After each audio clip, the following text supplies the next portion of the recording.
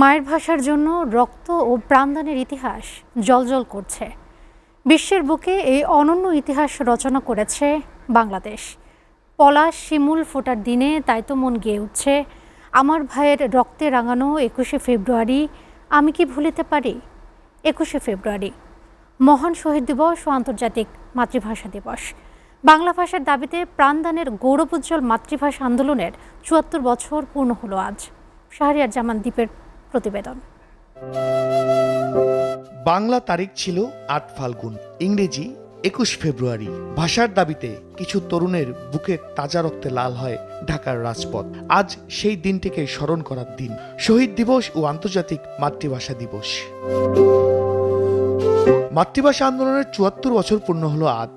এই দিনটি বাংলাদেশ সহ সারা বিশ্বে যথাযথ মর্যাদায় পালিত হয়। প্রভাত ফেরি সহকারে শহীদদের প্রতি শ্রদ্ধা যাপন ২১শে ফেব্রুয়ারির এক অবিচ্ছেদ্য অংশ। রাষ্ট্রভাষা বাংলা দাবি আদায়ে সর্বোচ্চ ত্যাগ শিকারীদের প্রতি শ্রদ্ধা জানাতে ২১শে ফেব্রুয়ারি সারা দেশে আন্তর্জাতিক মাতৃভাষা দিবস পালন করা হচ্ছে। ১৯৯৯ সালের ১৭ নভেম্বর ইউনেস্কো প্যারিস অধিবেশনে ২১ ফেব্রুয়ারিকে আন্তর্জাতিক মাতৃভাষা দিবস হিসেবে ঘোষণা করা হয়। এরপর ২০০০ সালের ২১ ফেব্রুয়ারি থেকে পালিত হয়ে আসছে আন্তর্জাতিক মাতৃভাষা দিবস। শহীদ মিনারে খালি পায়ে আমার ভাইয়ের রক্তে রাঙানো ২১শে ফেব্রুয়ারি গাইতে গাইতে হাতে ফুল নিয়ে সর্বস্তরের মানুষ ভাষা আন্দোলনে সেই বীরদের শ্রদ্ধা জানায়।